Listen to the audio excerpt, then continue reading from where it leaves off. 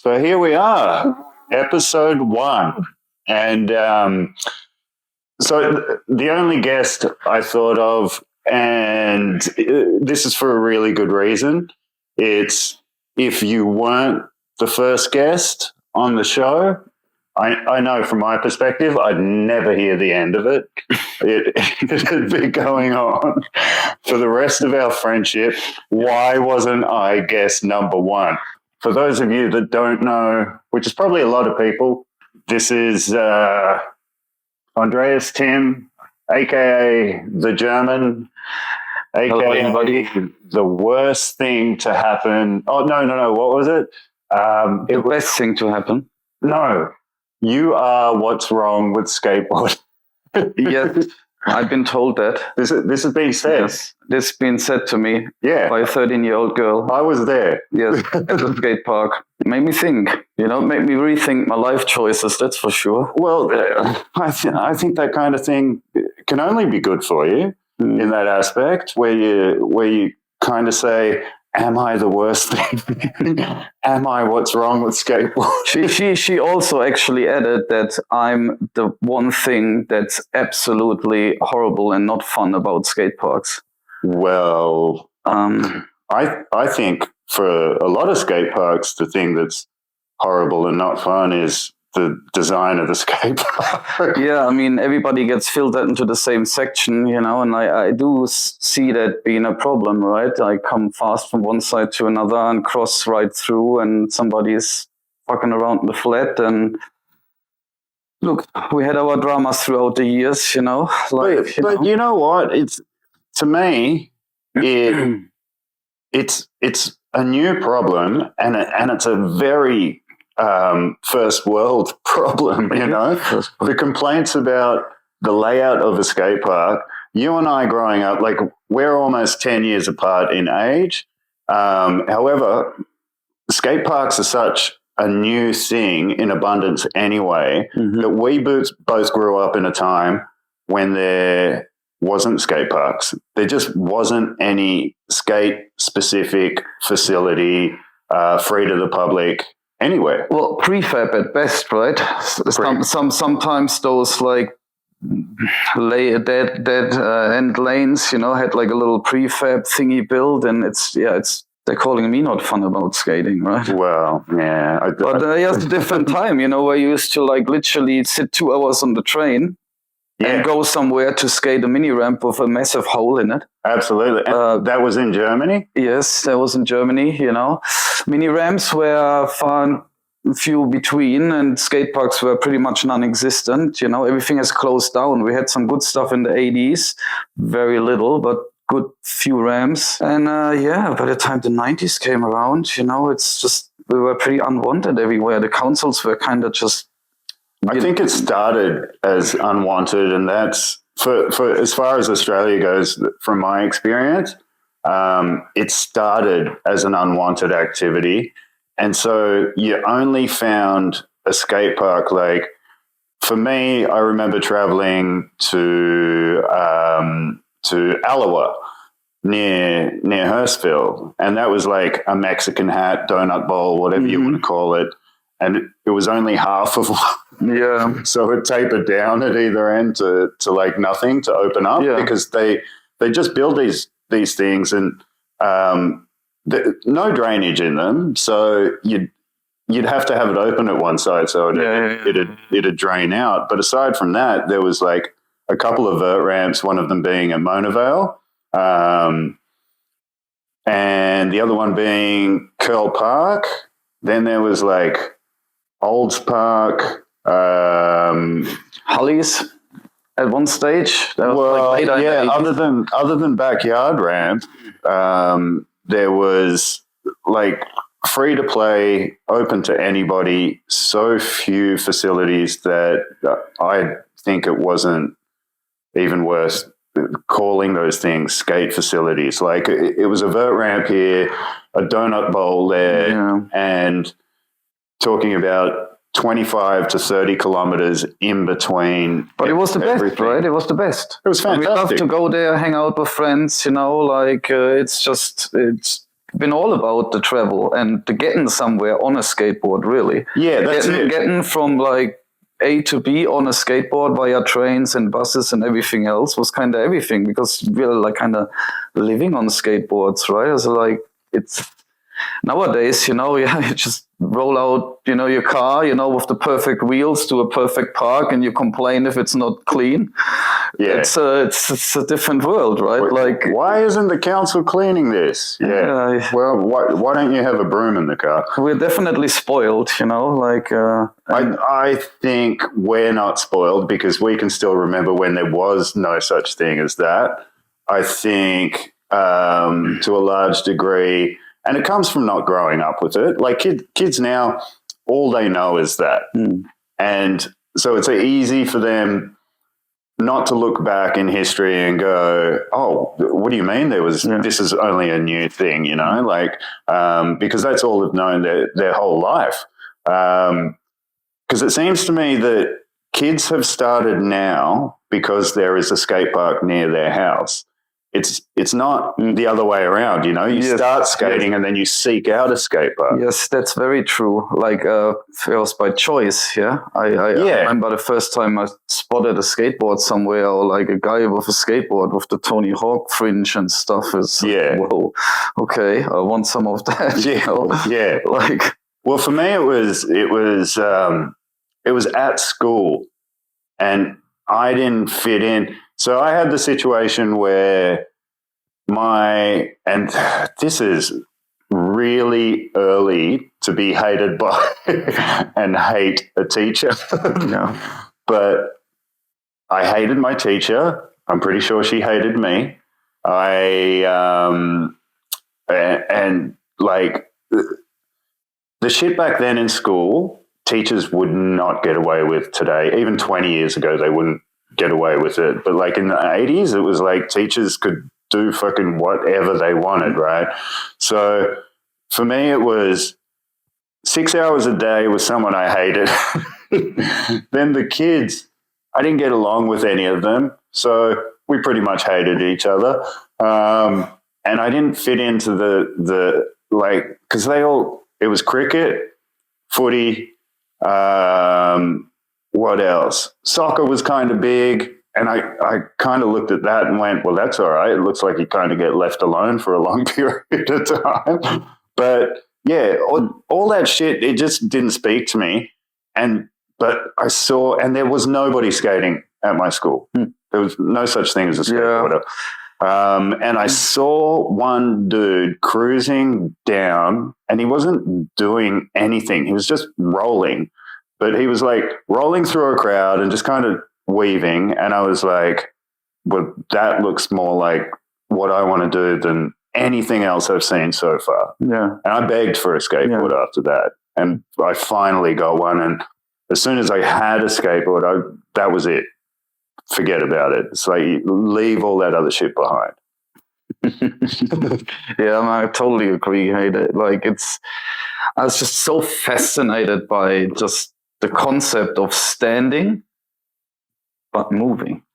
Yeah, it's just I was just so fascinated and taken by it, now that you say it. Standing and moving, standing and it's just a weird, I just always was taken by it since I started skating probably with 5-6 years, and I just like garage sale type thing, flea market with my dad. I seen a skateboard, had a wave on it as a Hobie Surf Flex, with like trucks did it have? Bennett trucks, nice. And so it turned really well. And the first experience on the skateboard, and it rolled and it turned, and it just felt awesome. Where you grew up, was it like where you grew up in Germany?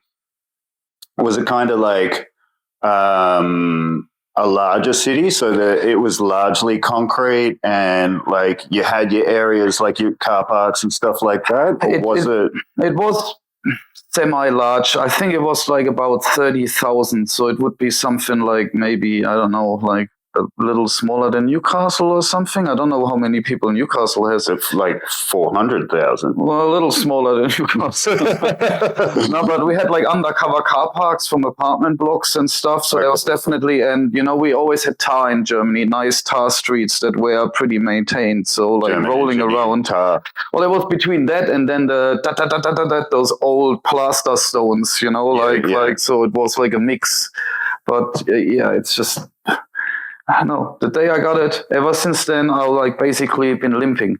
Since I'm 5 years old, smashed knuckles, bruised, rolled ankle. It's just never really stopped since I'm 5. I think that's always got a scab or two. I know. I think that's the thing that people don't realize about skateboarders is that, like because I'm going to physio now and they give you a form at the beginning of physio. Yeah. And they have 4 lines on that form. And at the top of it, it says list previous injuries, fractures, sprains. And so, and I had to do this before, and you have to walk up to the counter, the reception desk, and you speak to the receptionist and you say, hey, I need like 4 sheets of blank paper that you're going to have to attach to this, or can I just verbally say to the physio or to the doctor what I've done in the past, because the list is so big. So like, what I was going to say on that is that when people go, people that don't skate, and they're like, a conversation will come up and it'll be about, this time when I needed knee surgery or ankle surgery or neck surgery, dislocated shoulder, and then and their question is, but you're not hurt at the moment, right? And I always think, I don't know a skateboarder who isn't hurt at the moment, who doesn't have, as you said, like an injury or two, a scab, like something that impedes them from just living like the rest of the people out there our age, like walking without a limp, not having to think about which arm you pick something up with. Yes, which way you roll out of bed, and not how too long, not to lay on your arm for too long, or things like that. For me, it's normal.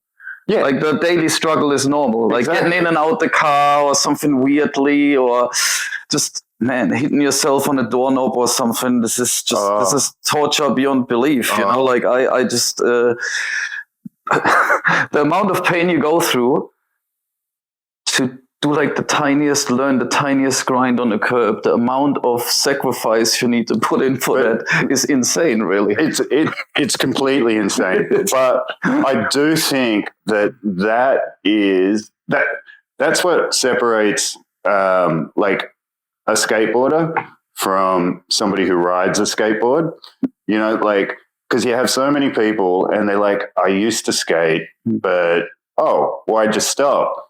Well, I fell over and I broke my arm, and it was like I'd only been skating for a year, and then I had to weigh up if I wanted this to be my life. And then you have other people who go, okay, I fell over. Excuse me, we can edit that out. I fell over and I broke my arm, and all I could think about was getting back on a skateboard, So yeah, I think it's definitely there's something that draws you to it in the first place, and I often think that is sort of feeling isolated from even within a society, or it could just be I need like a creative output. But then I definitely think it's a certain mentality that keeps you in it. And yeah, I noticed it from really early that like a few kids started skating that I went to school with, and within a year they had all stopped. All my friends used to skate. Yeah. We used to at one stage, like everybody had a skateboard, everybody skated, and there is virtually for a year. I don't think there is one single person from my past in Germany that still actively skates. Is that what? Like, is that one of? Do you think that's one of the factors in? So, why Australia? Like, why did you feel like Australia was random for me? Like, Australia is like, because to me it doesn't make sense. Like, if you're in Germany, right, and you're going, man, I really want to go someplace where it's a good skate scene. You know, maybe not too far, not isolated, not on the other side. And then you go, Australia looks good. Like, yeah. So how'd it happen? I had no idea about the skate scene in Australia. Like, literally, I came here for like a work and holiday year just because of the recession in Europe at the time after the euro came in, and it was quite a long time ago. Now it's nearly 20 years, so it's been here a while, right? Against, you know, how I sound and all. But no, it's just I arrived here and I did the traveling and the fruit picking. I kind of hated it because, you know, you get exploited. It's the toughest life and sunburned and dehydrated every day, and, you know. But sounds like skateboarding. Every other fucking shitty little town had a skate park. Yeah. And I met pretty much in the first few days, I met the friends I fucking still have today at Bondi Skate Park, hanging out and having a beer and a smoke after like a skate session, and it's just you know, like-minded people. I remember your English back then was so your spoken English was pretty horrific. Like, you didn't speak a lot of English at all, and I wonder if you could understand more than you could speak, like if it was that kind of a barrier, so that when we were talking to you and going, hey, do you feel like going to do this, you could decipher that into like the box it should be in, like, oh, you know, like I had school English, but there was 10 years previous or something, you know, like, so I understand like you know, the basics of English, but then like thinking something in German and then like reacting quickly in English, it just doesn't come out, you know. But that's the other thing as well, is Australians don't speak the kind of English they're going to teach you in a school in Germany, are they? Yeah. Like, it's not going to be the case. It's not the Queen's English. They're not. No, they're not. When you're in school in Germany and you're learning English, nobody's going, "G'day, mate." Yeah, nobody's going 101 Oka. How's it hanging? How's it hanging? You know. No, it's definitely was difficult. But look, in Sydney, it also wasn't as bad as, let's say, somewhere in Townsville or in Damo or wherever, like, you know, it ended up in so many weird places. But the skating is really what kept me here, because Germany and Europe really at the time of the early 2000s had like nothing. There's like Marseille, there was like 1-2 things, but, you know, in Germany, there was nothing new for like 20 years, you know, there's nothing. So for me, it was like, all right, it's warm here. It never rains. There's skate parks everywhere. And then I started, like, because I'm a central heating air ventilation fitter in Germany, like HVAC here, mechanical plumbing, I started getting work in my field. And I'm like, I can't even make more money than in Germany, you know? It's like, I'm just going to roll off the punches, you know? I also remember before you started doing that kind of work and you were doing everything, basically odd jobs. Everything. It was like kitchen hand. I remember cleaning. I remember you before bowl sessions, with tape, because you couldn't afford like proper pads, like hip pads and stuff like that. So I think it was like bar mats, like bar towels, and you were the yoga mats and stuff like that. I used to cut up and used to tape it on tape and stuff. Directly to your leg. Look, it was pretty tough getting used to Bondi Bowl. I never skated anything that big previously, so I had to put in hard yards, you know, like, so I don't know. if you don't have the finesse, you got to go with your head through the wall at times. And it's kind of how I learned to skate it. Luckily, there's a lot of talented people that's always came, and you're exposed to so much. When you're like isolated in the middle of nowhere and you're not exposed to sick skating, it's like hard for you to actually comprehend. It's like so far away in the video, and you don't have no correlation what's going on. But when you're like around people that rip all the time, so you start going faster, you start going higher. That's the one thing about like you need to skate with people that skate, right? Well, that's the one thing about that period of time, like you say, like the early 2000s, was that the sessions that went down in Bondi were just off the hook. Like any given weekend, Adam Luxford was there. Like he was a fixture. Yeah, he lived there. But Biff, John Fox lived there because he looked after the skate park. Up on Bondi Road. It seemed like everybody just wanted in that bowl. Excuse me, what? There was definitely some really heated like Sunday afternoon sessions there, especially outside of daylight savings time when everybody tried to get down there for the golden hour. After work,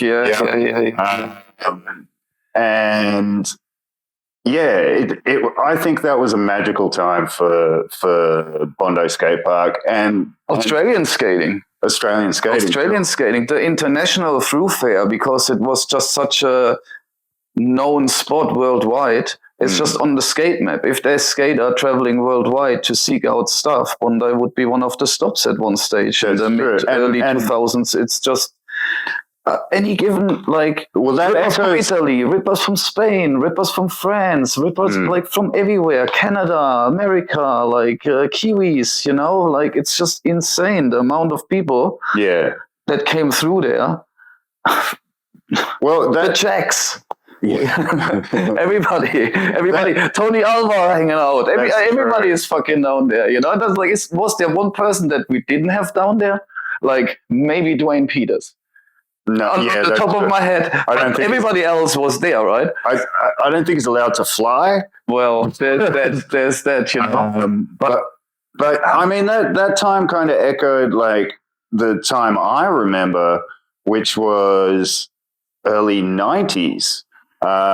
When the Bondi mini ramp was there. Yes, the first coming. Yeah, that's it. Yes. And like Alan Peterson was there, and who wasn't? Great skater. Like anybody who traveled, they ended up going down to Bondi to skate the mini ramp, and then that was the end of the tour. They just stayed at Bondi for like 5 days if the weather was good, like some of the sessions on that mini ramp were off the hook as well. Like and this is just from locals. Forget about anybody international. Like Bart Kahn skating that thing was like so good to watch. So much power. Gunk was on it. Ty, Jake Brown, Chris Holland killed it. Got to give a shout to Chris Holland. Yeah. Well, I remember the first time I saw, actually speaking of Skunk, the first time I saw Skunk skate was when the vert ramp was still down at Bondi. And he came down one day and it was like usual Saturday or Sunday afternoon kind of thing with the usual heads down there.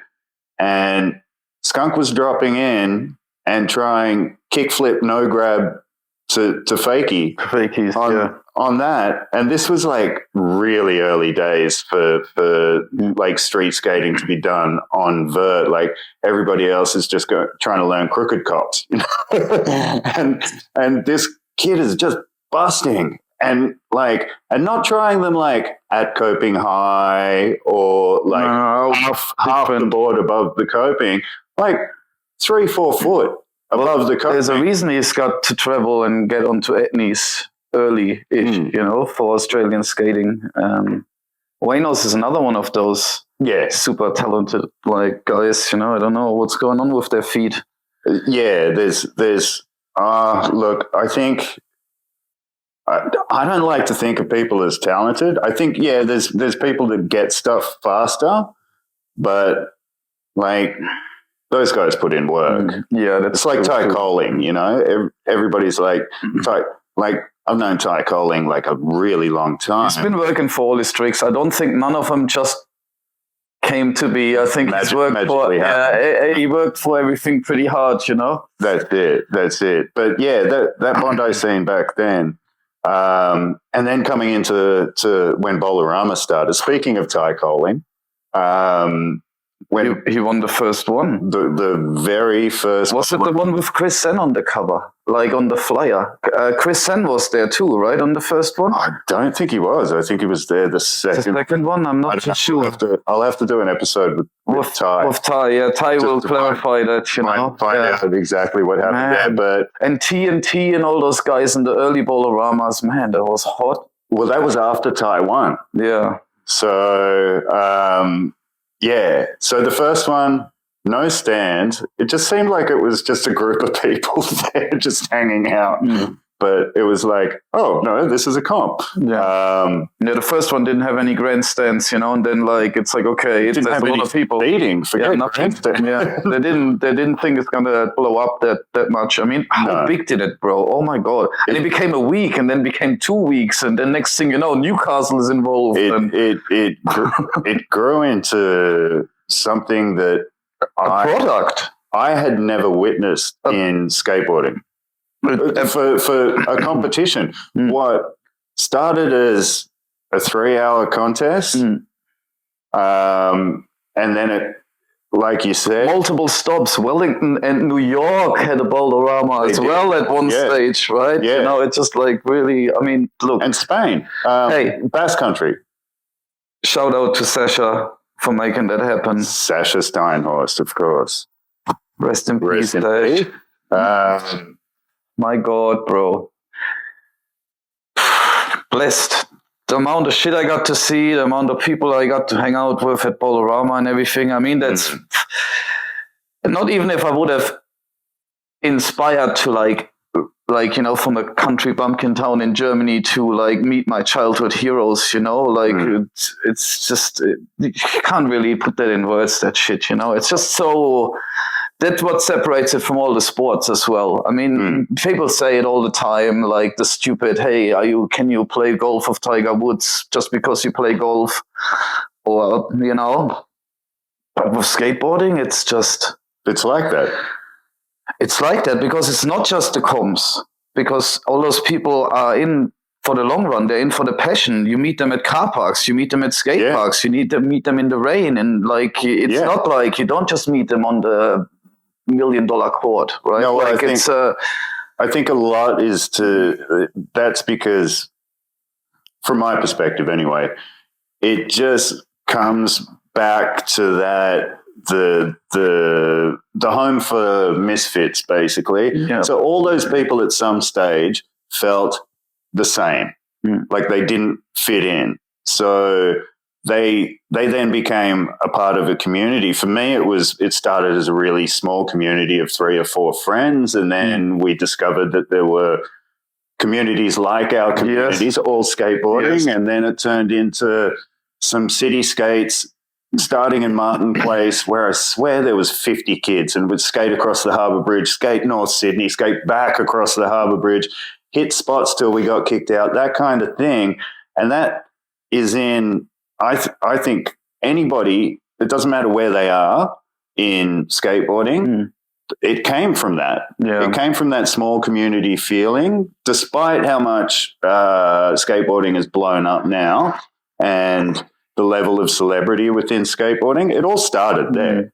It all started as, I don't want to play football. I don't want to do this. Also the vibe and the feeling, seeing somebody do just a little grind and nearly kill himself and just trying and then rolling away, you feel that tension and that passion. Exactly. The same as the person feels you trying the big spin and landing and bailing and bailing, then pulling it, it's just that you living on that edge, you kind of you both have this wide-eyed it's the same feeling. It's the same. It's the same feeling doing like something little or doing something big when you're on the edge of your capabilities on a skateboard.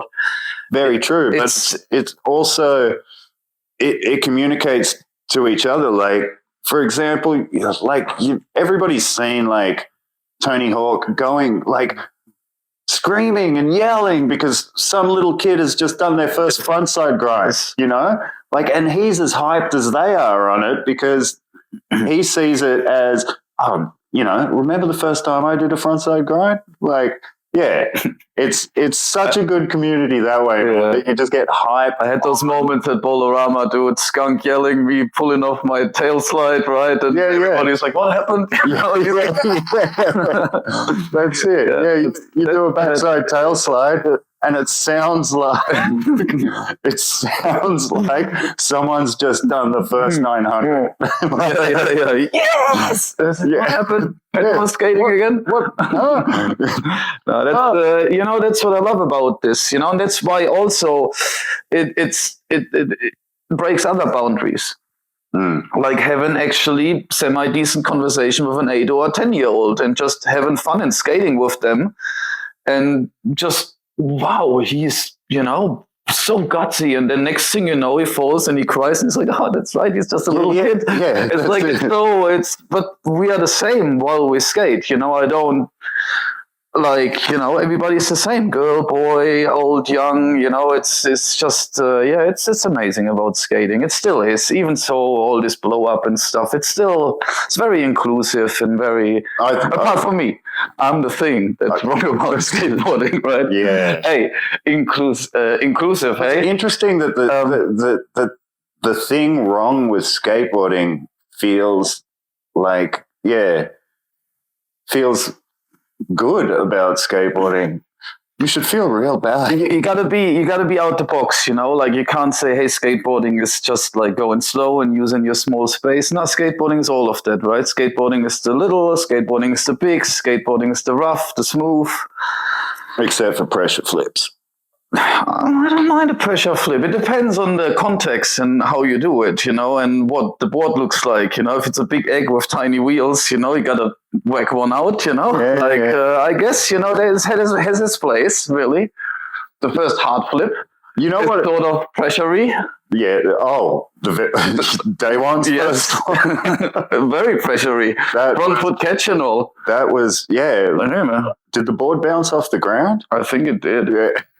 I think it did. I'm not. I mean, before his feet got on. Yeah, it's a blur, but I know it's definitely been a front foot catch. I'm going to look it up, and maybe we can put a little little window. It depends how good I can click here. It depends how well I can edit this. It'll be fine. It'll be fine. I'm the test pilot.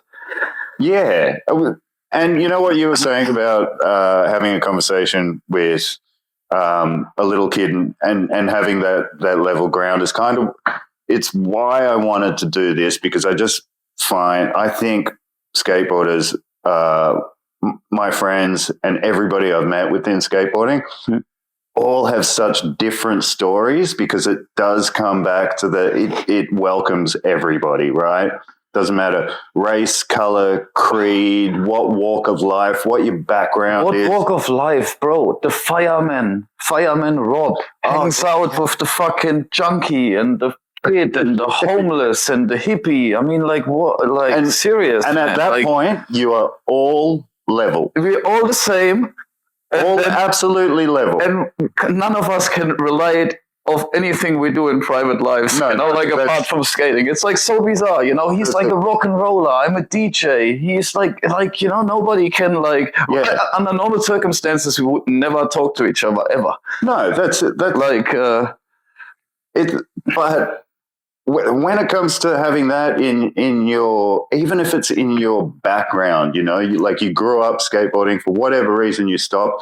I don't really think you stopped being a skateboarder, because during the pandemic, so many people came back home, right?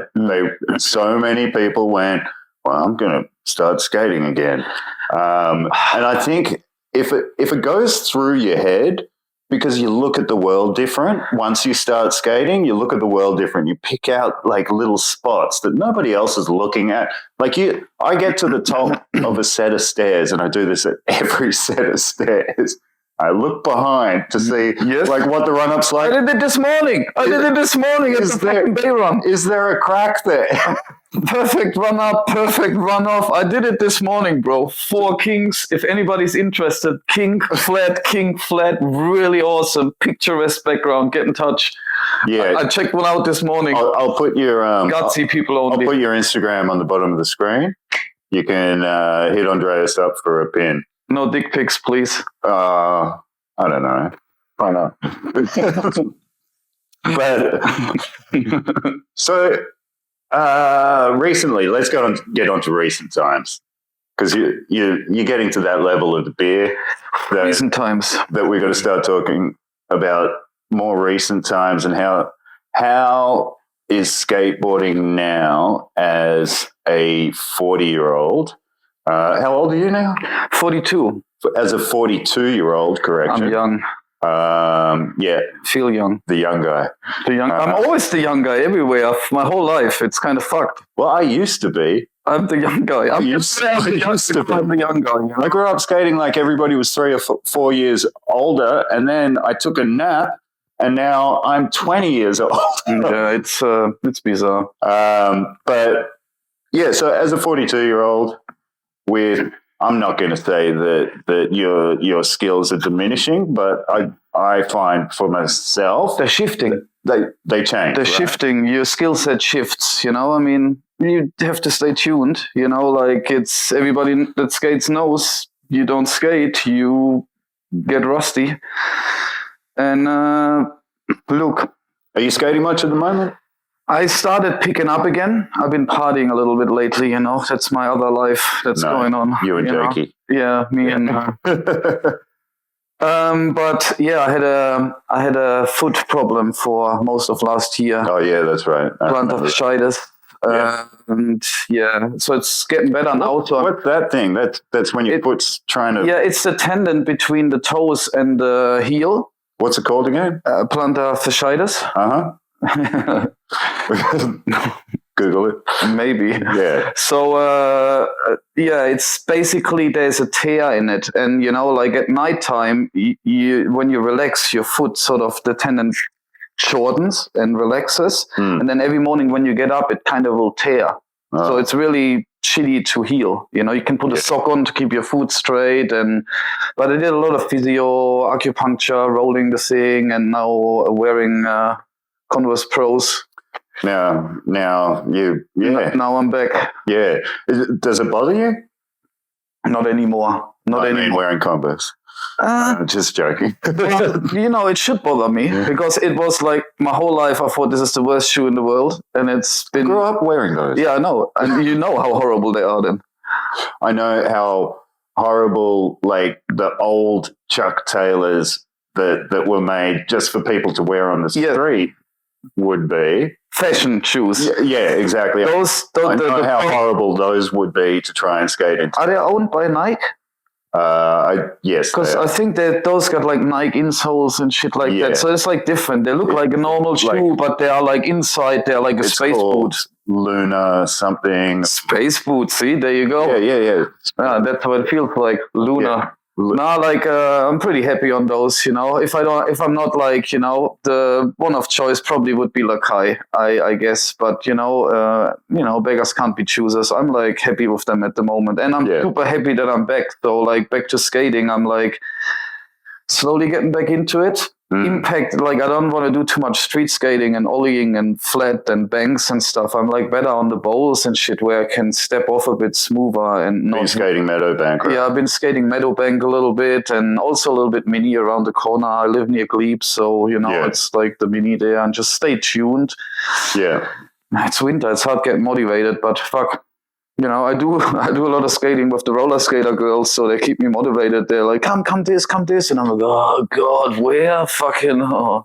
But like, I love. You need energy, you know. There was roller skating girls asking me, like, I got a back injury at the moment, But I think I would get back on a skateboard if there were roller skating girls saying, if anything motivates you. Yeah, exactly. I'm a roller girl lover at heart, you know. Like I get your remember motivation from different places.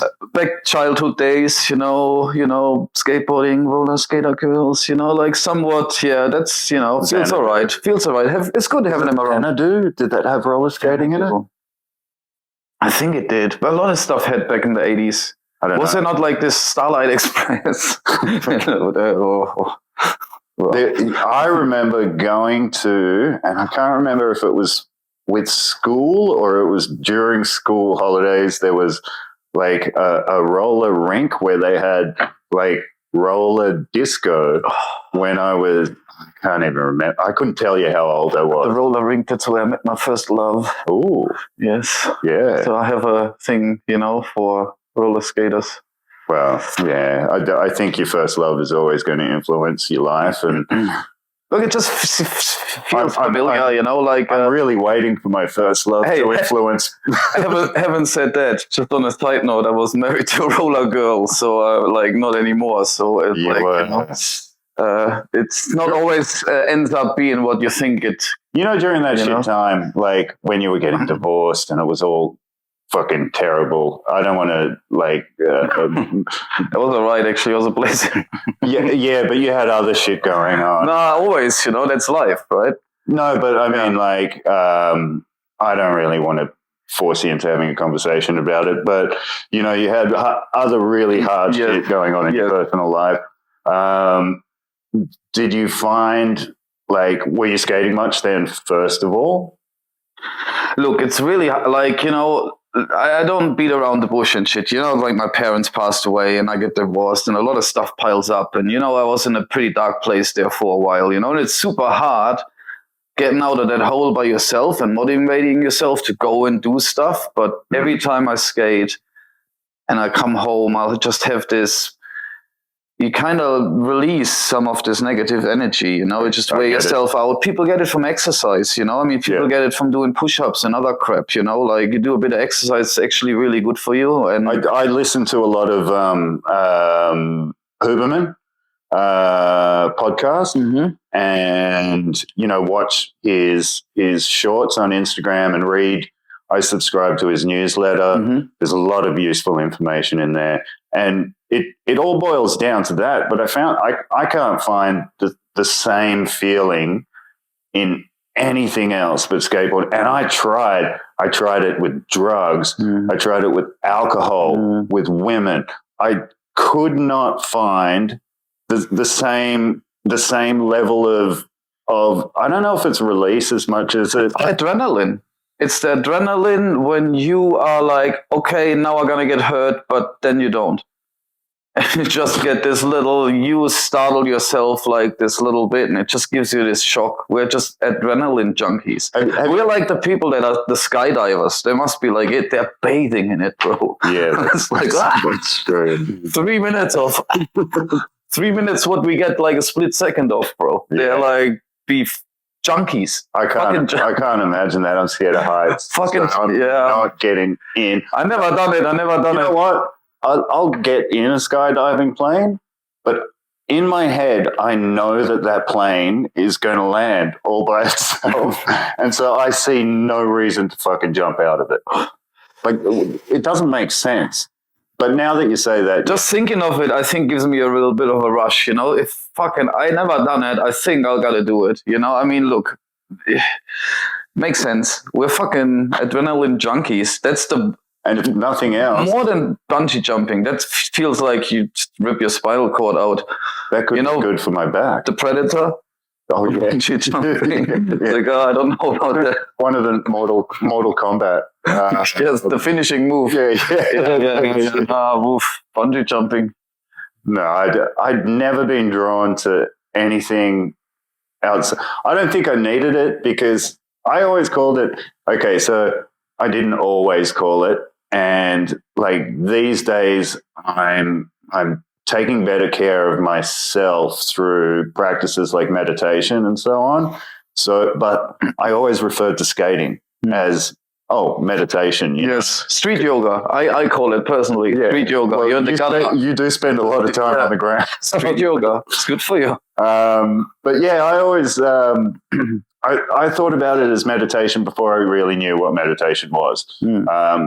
Because my thinking of meditation back then was that you have nothing going on in your head, and you're not paying attention to anything. Whereas meditation is kind of the opposite of that.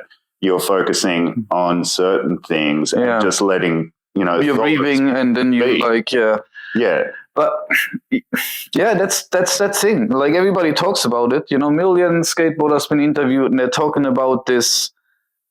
While you're like at the trick doing it, there's just this. Everything shuts off. I skated in Bowl-A-Rama 3 times. I'm definitely not there to go for the pie and shit. It's like you're nervous and shit, but while you're like in there and you're doing your shit, the fucking thousands of people around screaming are just gone, bro. Yeah. Like you just can't, like it's, like it's, and so are your worries on a Wednesday afternoon or a Sunday afternoon or whatever, like it's just like that.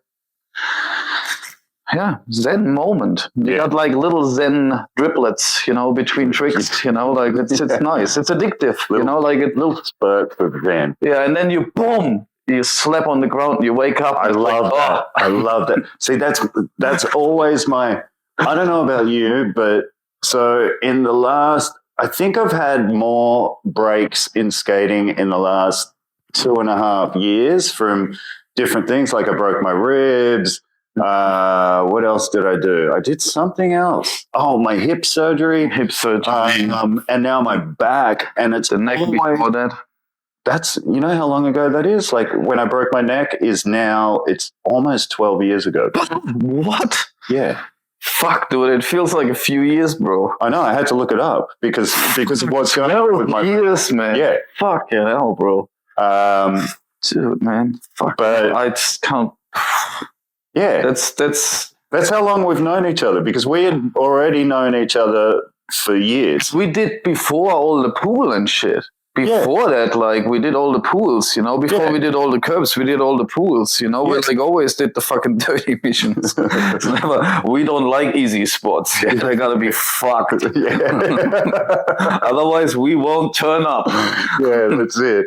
Yeah, this hell, man. Yeah, and it's the opposite to a skate park, right? Where you have the expectation of everything being good. I think back to some of the places we rocked up to and just went, ugh. Yeah. Like just going, this is the opposite, and not even figuring out if a pool was skatable. Remember the one in Fuji, bro? Oh. That was fucked. That was. It didn't have any surface on it. Oh, fucking hell, man. Like, dude. Just trying to figure out how to ride that thing was the biggest trick that went down in that. Like to actually getting the light on that fucker was like a fucking mission and a half. I was so frustrated. I nearly started crying. Bro. You know how that came about? You know how that came about? No. From a guy I skated with. So I skated with this guy here and there, probably only like maybe a handful of times, but we skated a couple of pools. One of them being the infamous Watson's Bay pool, and another one being Chatswood Pool. I'm not even sure if I skated with him at Chatswood, but he was walking past that building. He doesn't skate anymore, hasn't skated in years. He's walking past that building. He looks over the fence, and while he's still there, he sends me a message going, hey, there's an empty pool in Coogee. And I go, does it look any good? He takes a photo and sends it to me, and then sends me the address. We're there within 3 hours. Bless him. Andreas, there's a pool in the car, Now we had a few good ones, The latest St. Ives one was, latest. How many years is that now ago? That'd be surely like 3, 4, 5 years now as well, is it? Like that was before I moved to Mullumbimby, so that's it's at least 4 years. Fucking hell. They don't come around often here in Australia, unfortunately, but definitely more often than in fucking Germany. Yeah. I don't know why people don't have more pools in Germany. Is it because of the weather? Yeah, it's just not warm enough, and then the people that have like things, they You get frozen. Yeah, You get frozen. yeah, we get frozen lakes and stuff. But you can drain them in winter, right? So like the pool, so you Well, don't you let them freeze, and then you got ice skating in your backyard. Real estate prices are. We got 90 million people in a fucking. What is how big is Germany compared to Australia? As big as I don't know. Tasmania. Yeah, maybe. No, like maybe a little bigger. Maybe a little bigger. I don't know. Look it up online. It's tiny and it's got a lot of people. So yeah, people don't have pools. Yeah. It kind of makes sense that, if you can fit another building. I had an ex-girlfriend. Their parents had a pool, but they were dentists. So both her parents were dentists. No, one was just a trophy wife, and one was a dentist. Yeah, bless them. So where do you reckon? Where do you reckon you're going with skating now? What does the future hold? If you know how they go, I don't know if they did this in German schools, but in school over here, it was my experience with the guidance counselor. The guidance counselor goes, what you need to do is figure out what you want to do directly after school, where that's going to lead, and where you want to be in 5 years' time. And so if you had to put that in to, you're sitting here right now and I'm your I'm your skateboard guidance counselor. Skateboard guidance. Kind of like a skateboard life coach. And I say to you, look, I want you to come up with what you're going to do next weekend, how that's going to affect the next 6 months, and then where that's going to put you in 5 years. Okay. In skateboarding. Wow, that's rough. Okay, look, I really love inverts. I really, really love inverts. I didn't give up hope yet. I'm 42. I still can't do an invert. If anybody wants to teach me, this is my Instagram. Click here. It'll be down the bottom. Yeah. No, I'd go next weekend. I'd go skate Meadowbank. I'd do a few frontside airs, few Smith grinds and stuff, and get myself my verdy legs ready. Verdy legs ready. It's not that word, but invert. In 6 months. In 6 months. Is that what? I already forgot the question. Well, so yeah, that's your 6 months plan. Yeah, my 6. So next week's gonna be skating Meadowbank. Yeah. Get my mind set and look at the wall and thinking of planting my hand, and then I'll come work on that. What was the second step? And then 5 years. I shouldn't have done. And how that 6 months... In 5 years. Yes, how that 6 month plan is going to lead you 5 years down the road and where it is going to lead you. If I, in 6 months, be able to do inverts, we'll do a hobby ones first, maybe, before we stall them and fall to the flat. Yep. We, then in 5 years' time, I'll be a legitimate contender for the old school fucking competitions, which I already compete in for the last 20 years. I always found that so funny. But whenever there was a local comp and the Masters would come up, Andreas, you would be in the Masters. In the Masters. And I'd be like, I think that guy's like 26. I'm in the Masters, skating against all the old cunts, right? But Ty would always say whenever it was like one of the Bondi comps, Bondi skate riders comps, Ty would always say, yeah, but he skates like he's old. Yeah, that's good. It's just this constant shaping of the body with concrete. You'd be like hunched over, like the fucking. It's like panel beating. It's panel beating. You just keep on punching that fucking metal, and one day it's gonna give in. That's it. It's kind of funny. And I just feel so sorry for all the old guys that may have gotten a trophy and I became the third, because they were like trying to do this for 30 years. And then I come in with 26 and just take their spot. Yeah. I'm so sorry for anybody I offended, but I'm also really glad I was part of it, because you've got the trophies. I got all the, actually, hey, if I've taken your trophy, come pick it up. I need to declutter. I got like a lot of old Masters trophies I actually don't deserve.